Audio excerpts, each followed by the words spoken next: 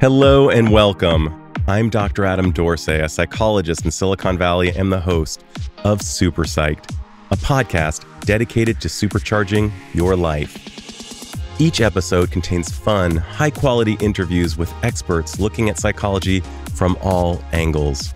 Super Psyched is your tool to get more of what you want in your life and less of what you don't. We all experience some degree of FOMO, which is also known as the fear of missing out. In fact, it is baked into our genes. Like social comparison, FOMO has contributed to the survival of the species.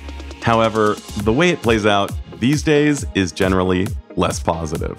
We see friends on social media doing awesome things, and somehow it diminishes the quality of our lives. We say yes to a party because we don't want to miss it, even though deep down, we really want to spend a quiet evening reading or watching a movie. FOMO has been getting a lot of press these days, and believe it or not, the guy who came up with the term is the guest on this podcast episode. Feel free to Google the originator of the term, as my son did, and you will find out that person is none other than Patrick McGinnis. Patrick is the author of a book I loved called Fear of Missing Out: Practical Decision-Making in a World of Overwhelming Choice. You'll hear about FOMO and its super annoying cousin, FOBO, also known as fear of a better option. Knowing about these very human characteristics, you can be more in control of them rather than having them be in control of you. So don't miss out. See what I did there? And instead, listen in as Patrick and I talk about making FOMO work for you. Patrick McGinnis, welcome to Super Psyched. Good to be here. Thanks for having me. Come on, are you kidding? I love this. I've got to say, just for the record, when I was telling my younger son that I was interviewing the guy who actually came up with the word FOMO, he was incredulous. He immediately said, "Hey, Google, who came up with the word FOMO?"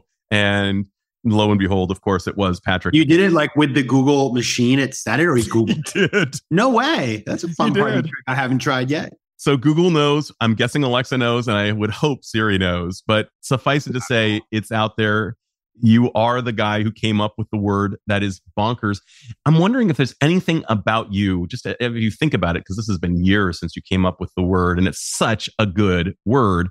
And it's so important. We're going to talk about the psychological ramifications of naming something, the power of the name.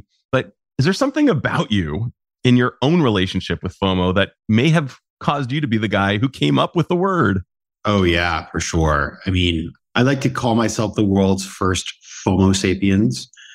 I grew up in a small town in Maine with 20,000 people, pre-internet, where we didn't have cable till I was 13. It was very chill. Like what we would do in my town was play in the woods. When I was in high school, I would just drive around. Like we used to like visit a grave at midnight. This is the kind of stuff you do in rural America. So anyway, I had big dreams to leave. And so I was always very aware that there was a bigger world. I was like a Disney character or something, my song, like my I Wish song. And then I did come into the wider world, and I was so overwhelmed by all of the opportunities that I wanted to do it all. And in fact, I think I've always been a very energetic, very competitive person.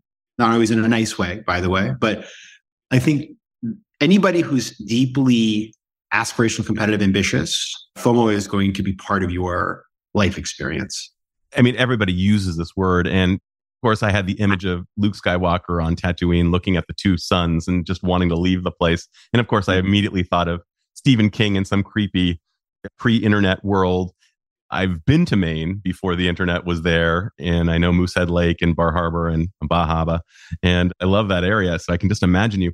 Can you take me though to the moment that you actually stumbled upon the word in your mind? What's the story there? So the story was, I remember it. It's funny because it was 20 years ago.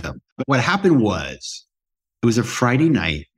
You know, I'm an MBA student at HBS, Harvard Business School, and a decent school, arguably. These very ambitious people, very competitive people. And not just competitive in an intellectual or career way, but in a social way. Right. So like every Friday night, you have 900 people. There would be like multiple birthday parties. And I remember one Friday night in Boston where there's nothing to do. I had 6 birthday parties, and I tried to go to all of them. And I remember just like getting to one. It was at this place called News Cafe. Like I literally rolled in and I was like, looked around and I went to the next one. So I was like running around the whole time. And the next day, I just thought to myself, what are we doing here? This is madness. And I just felt overwhelmed by all of these supposedly really good. I'm like, I'm supposed to be happy. I'm going to 6 birthday parties. I feel nothing but stress. And so I realized that my compulsion to do these things was what I started to call the fear of missing out. And I just started using that term. And I've always invented words since I was a kid, especially, I make up acronyms all the time. I've done this since I was, like in high school.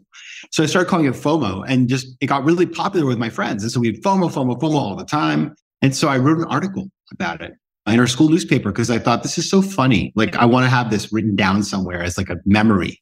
And that was the first time it was ever used. And that eventually was the nexus for it to get into the dictionary and to get famous and all the things that it's done. That's brilliant. And you also kind of talk about FOBO, fear of a better option, which I think is really important, as well as FODA, fear of doing anything. Can you talk a little bit about how you came out with those acronyms? Because those are also super important. Yeah. So FOBO, this is funny. Like I'm going to tell you something I've never told in an interview before. So we're breaking some news here. Heck yeah. So FOBO was similarly at the same time as FOMO. I noticed that my classmates and I were extreme maximizers. I remember I went on this safari trip for 3 weeks or 2 weeks with my friends. And people were just never happy with anything. And by the way, we did this all for like $3,000. Like it was crazy cheap. I don't know how we did it. But you get to the 5-star hotel you're paying nothing for. And people are like, I wish we were at the other hotel. And one girl who was organizing it, she like cried. It was very stressful. Everybody's just an optimizer. And I hate that stuff. And I remember thinking like, what is wrong with these people? They always want perfect thing and they're super risk averse about making decisions. And, I remember people getting 7 job offers, half of them they didn't even want and still not being able to turn them down. I recognized that there was this interesting affliction of abundance at Harvard Business School among the students, entitlement, abundance, maximization, you name it, that was really paralyzing people. So I started calling that FOBO, and then FOMO and FOBO, put them both in the same original article. Now, when I wrote that article, this is the breaking news. The FODA I just made as a joke because I said, if you have FOMO and you have FOBO together, you have FODA, fear of doing anything. And nobody really used that. I just thought it was cute. I was trying to be cheeky. But what's interesting is that FODA is a swear word in Brazilian Portuguese. Hello. It means the F word. No kidding. And yeah. So if you say something so like, isto é foda, that is the F word. And so now we know. And what's interesting is we are actually effed when we don't make a decision. Don't know if I got this from your book or somewhere else, but Teddy Roosevelt once said, when any moment of decision, the best thing we can do is the right thing. The next thing, best thing we can do is the wrong thing. And the worst thing we can do is nothing. And FODA, to your point, according at least to Teddy Roosevelt, who I think was a very good decision maker, leads to getting effed. Yeah, that's right. I love that. I did not come up with that quote. And when you came to me, hearing that makes me like sad I didn't have that one before. So thank you. But, yeah, listen, I think of decisions. So if you think about FOMO and FOBO, what is it really? The work that I do in that space, it's about decision making. And the problem that people forget is that it's not like you make one decision in your life and that defines everything. A decision is a door that you walk through to find another set of doors. And so if you don't walk through that first door, you can't advance. And so you must make decisions. I think that's brilliant. And that analysis paralysis that so many of us experience when we're in a perfectionistic kind of fugue is really, really quite deadly. We basically it's akin to us standing up at bat and just watching the pitches go by and striking out because we didn't swing. And everyone I know who I've asked, would you rather go down swinging or looking? Everyone says I'd rather go down swinging, and yet they don't, not in real life. So many people go down looking. The problem too is that people have this fallacious belief that somehow if they keep looking and they keep waiting, that somehow the options will somehow get better. That's right. And I think we saw that. There's so many great examples from the world of public policy or the world of just living, whether it's the way that we behaved under COVID with some of the stuff where like the lockdowns, I always thought like people were like waiting. And then finally like, okay, fine. Now we have to lock down. No, I don't know. I'm not saying that I love lockdowns, but you get my point. Or Brexit, or like every time Congress almost shuts down the government, it's like people are like, let's keep negotiating. Somehow like magically some solution will come. Never does. Or being on the Titanic, like people are like, we have someone rescue us. No, like you need to just figure out a course of action and take it. Waiting around there are times, of course, when it is judicious to look, right? If what is in front of you is unacceptable, sure. The reality is FOMO isn't about that. FOMO, I'm not telling you, okay, your option is to jump off a bridge or get eaten by a squirrel, okay? Which sounds weird, but I'm saying you have totally acceptable options in front of you and you still can't decide. Like you could stay at the Hilton or you could stay at the JW Marriott and you can't decide. Like, come on. That's what I'm saying. It's really, really funny. Since it's getting near the holiday season, I just bought myself one of these Wi-Fi thermometers that you can use in your barbecue and know how hot the meat is while you're smoking it. Ooh. And of course I buy one and I have immediate regret because there's a newer version out. And I know that many people, particularly during holiday season, want to get the best thing and to optimize, to maximize. And there's this part of me that's just like, you know what? It's going to be okay. It's not the best, but it was the best 3 years ago. Maybe the 2020 version will be good enough. I'm wondering, what are some recommendations that you have for people who might be perplexed with maximizing FOBO and or FOMO? What are some actual tactics we can put in place so that we don't spend hours talking about the Marriott versus the Hyatt? Yeah, I just went through this myself. Okay, so you heard of the wounded healer, Adam? Definitely. I happen to be one. I would hope so. I mean, I think this your area. So if you don't know, sure.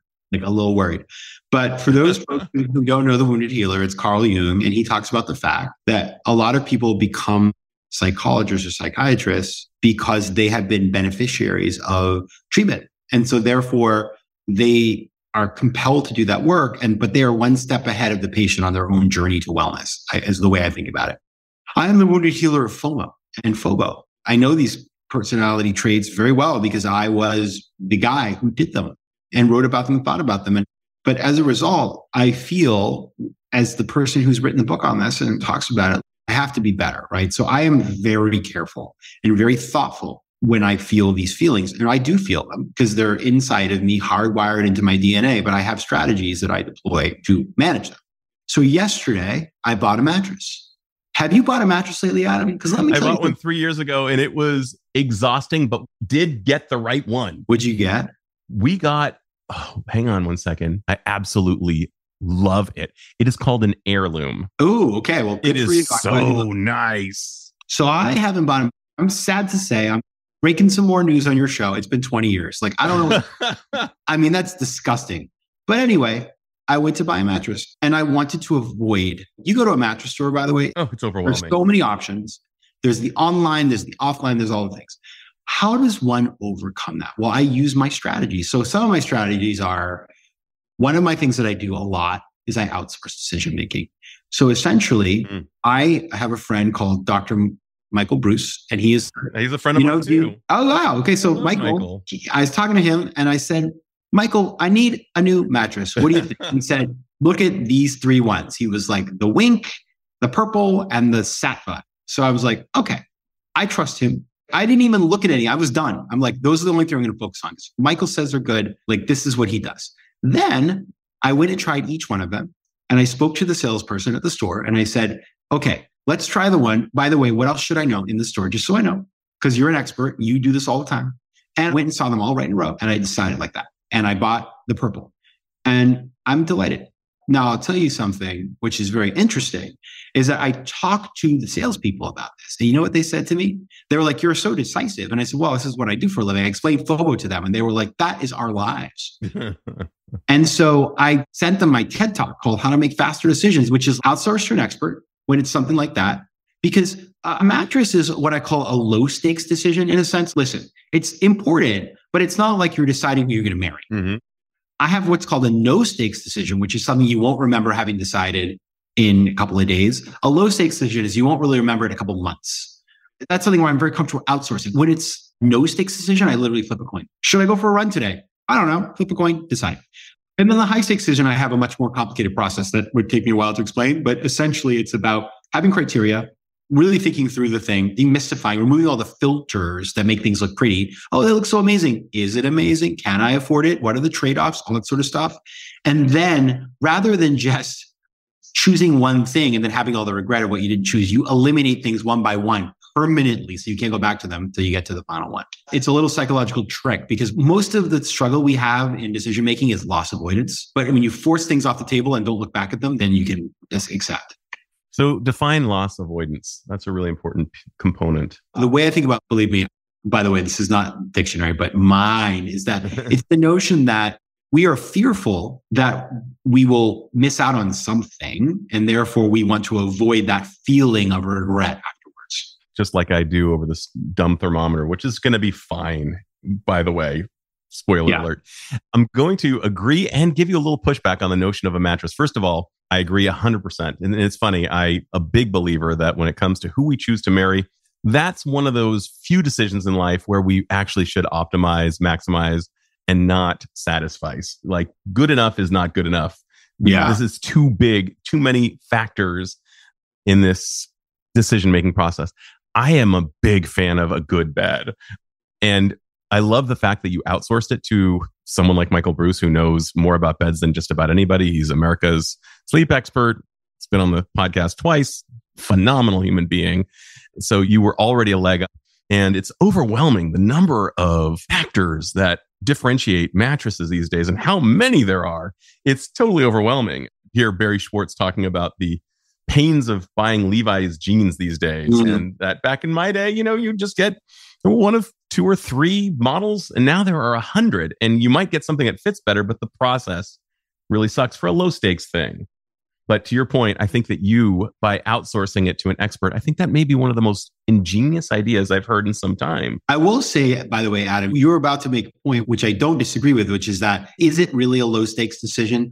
The thing about that is it's personal. So I got to tell you, I can sleep anywhere. Wow. Like I want it to be helpful, right? But I don't have a problem sleeping. I will sleep literally on a bus. I'll sleep on the subway.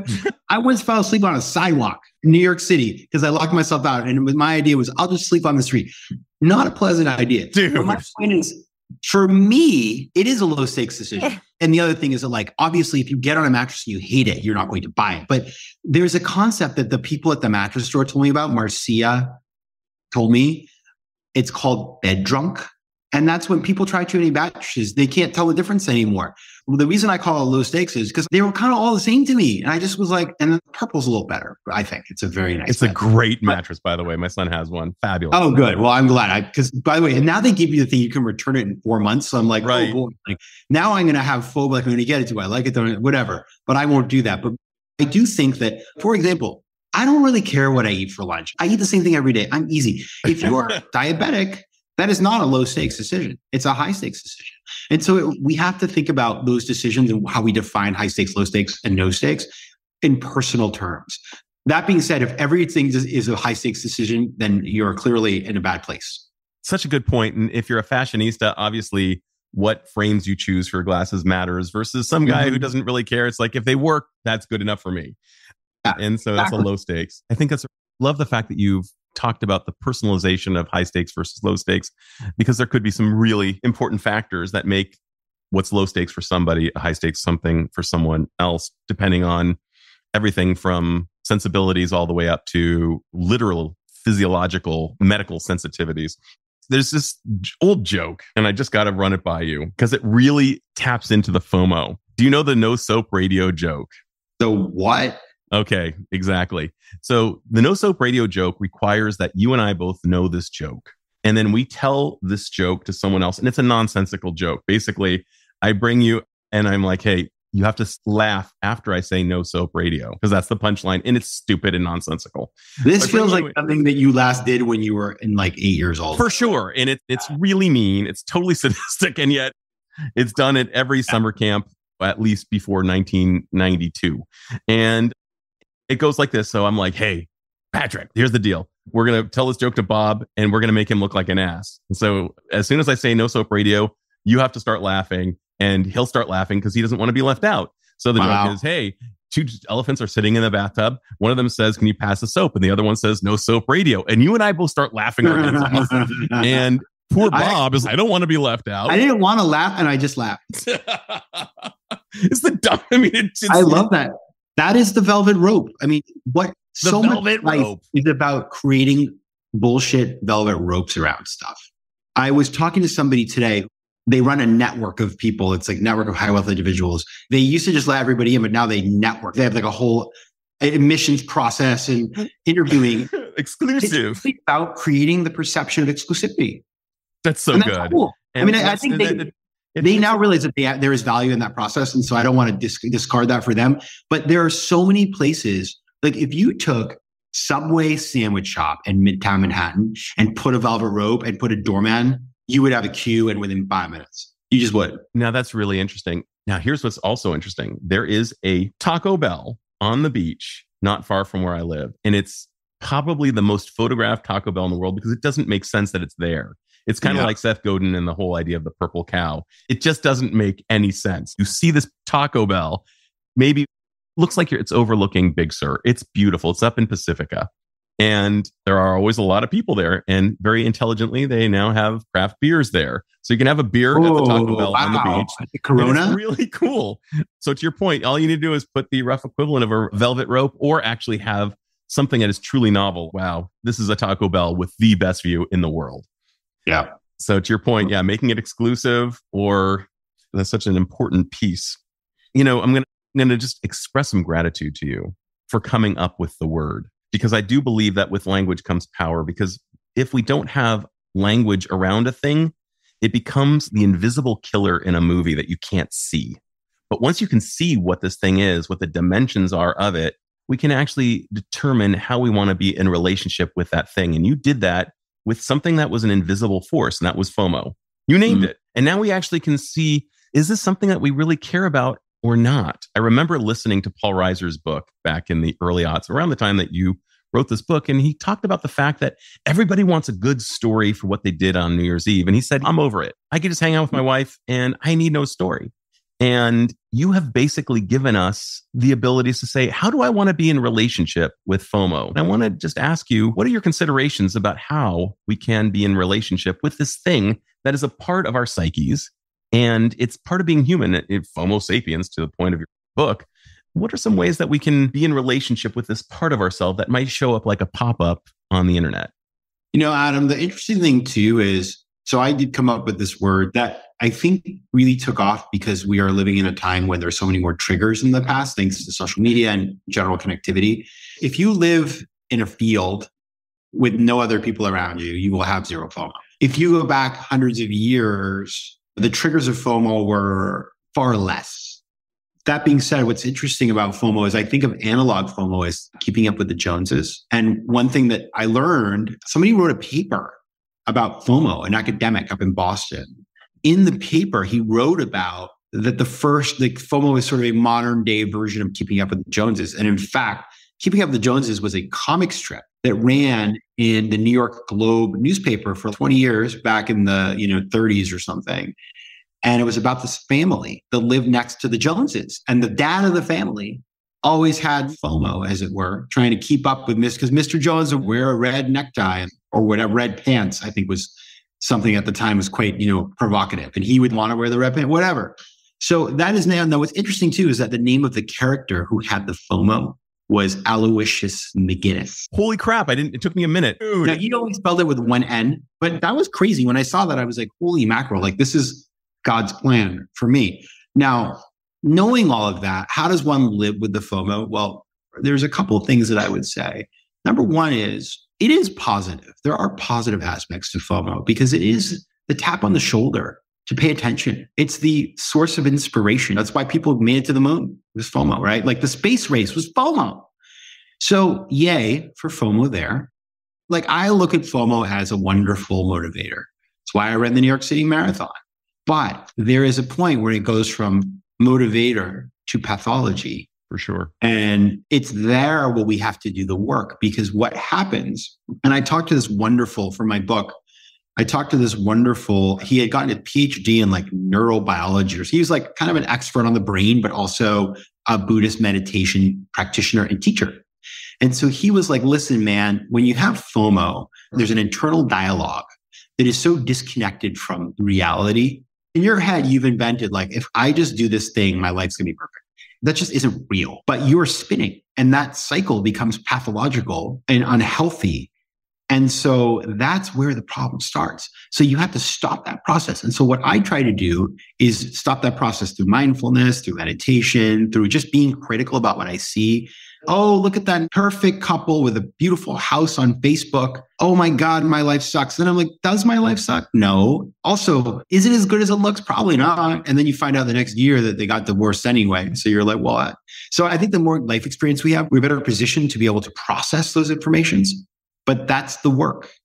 That's so good. And to your point, FOMO has actually caused me to do something very important in my life. And that is I married a psychologist. It had always been my dream to become a psychologist. And every night I'd hear about her work as a psychologist while I was working in the corporate sphere. And she would describe it with so much gusto and joy and meaning. And had I married someone else who wasn't in the field, I probably wouldn't be one myself. Thank God you didn't marry a serial killer. That's all I have to say.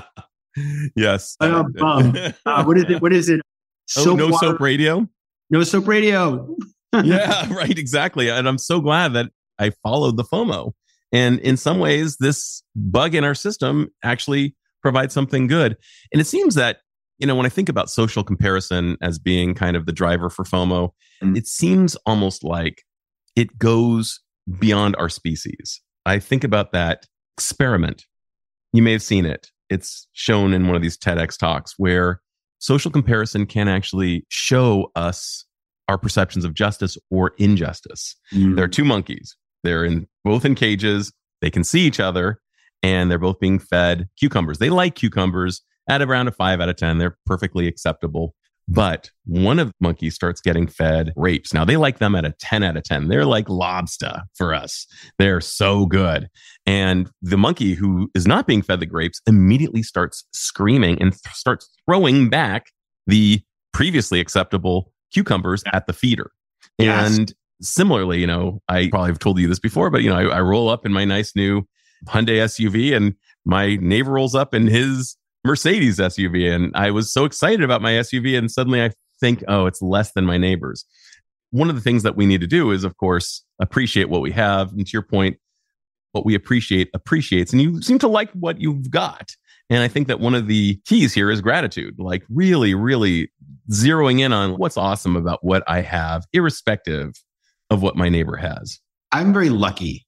I was raised by two people, my parents, who were not jealous of anybody. And I don't know if that's a New England thing, because New Englanders tend to be quite, that's sort of ridiculous. So we don't even do that. We're just very practical. And I thought that was what the world was like. And I also grew up in a place that was pretty egalitarian. I mean, the differences in wealth were minimal, with very middle class. And when I went to college and I saw kids who grew up with a lot more, but were like miserable and unhappy with everything, I was just like, oh my God, what is wrong with these people? What do they do to people on Long Island? It's sort of kind of interesting. So I do think that I was raised to be somebody who's appreciative of what I have. But at the same time, I have ambition. And so I think that's an interesting combo, to be an ambitious person, but also to be happy with what you have. That's always been, I think, the real secret to that, by the way, because I think if one were to sit around and ruminate on all the big things, well, what if I had married that person? Or what if I had chosen that job? Those big abstract things, that's a place that I don't think serves us.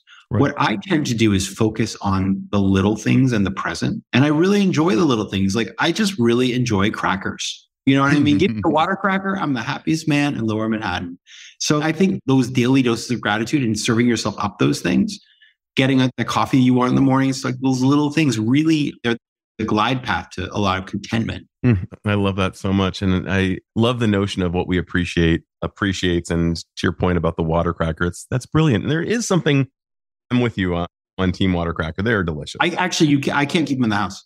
I had some yesterday. I ate the whole sleeve. It's actually a little ridiculous. Exactly. And there's an old story about a guy who goes to heaven and all he wants is some buttered bread. And I can't think of anything better than, for me, sourdough bread with some butter on it. It's like, there's literally nothing better than that. There may be things that are equal, but better, I doubt it. So at least for me, I'm actually going to ask one thing before I ask my final question. That is, doom scrolling seems to yield little to no benefit to anyone. maybe part FOMO. It might just be habitual. It may be God knows what. What are your thoughts on doom scrolling, and what might be your tip to someone who is doing it with literally an ROI that leads them into the red rather than the black?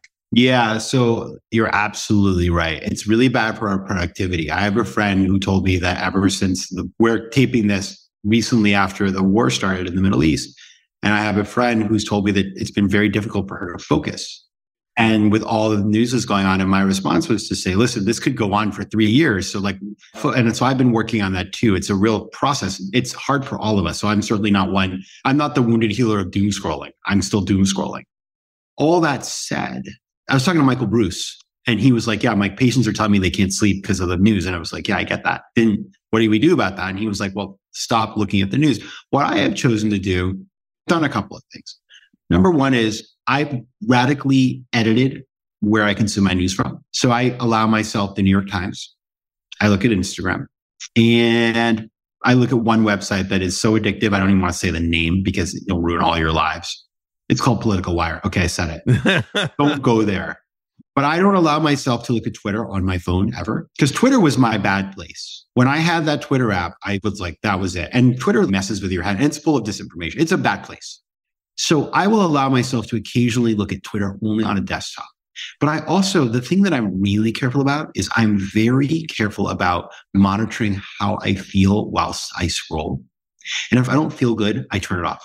And I'm not saying I don't read difficult news, because I do. But if I'm feeling icky inside, I just get out of there. You listen to your body. Yeah. That's brilliant. Well, my man, love that tip. My final magical question, and that would be this. Patrick McGinnis, who is in no way related to Aloysius McGinnis, who spells his name differently. And by the way, that I was thrown off by the name Aloysius, I must say, because it might be Aloysius. I don't really know, because I wasn't around when people used that name. I think it's Aloysius because when my wife and I weren't telling our firstborn's name to the world, he was being named after Alvin. We said his name's going to be Aloysius, kind of wink, wink. Of course it's not going to be that. So that was why I got thrown off. I didn't even hear the McGinnis part, because Aloysius is a name that I don't hear very often. But if you had the magical powers to confer upon all humanity one insight or skill that might dramatically improve the lives of the individuals, or perhaps even society at large by extension, what would that skill or insight be? And how do you imagine it would impact the individual as well as perhaps society? I'm going to say curiosity, because I think that it's linked, which is to say, if we were more curious, we wouldn't just assume that we knew the answer, or that we knew that person was right or wrong, or that person was whatever, or that this was this way or that way. We would ask questions, and we would have more context and knowledge before we decided. And I think we live in an age of overwhelming information. And as a result, it is easy to be uncurious because you still have tons of data. I think it would be very good for society, because we would be forced to ask bigger questions. It'd also be good for the person, the curious person, because maybe it killed the cat, but curiosity generally in my life has been the key, the doorway to many, many adventures.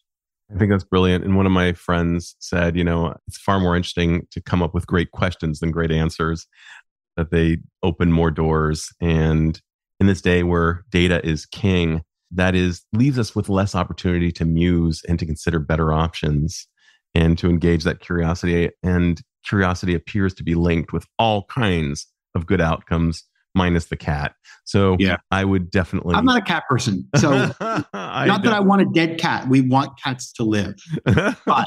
Well, my man, Patrick McGinnis, this has been way, way, way too much fun. I love your book. I love your work. I'm so grateful that you've contributed to our lexicon with these important words and the power of naming.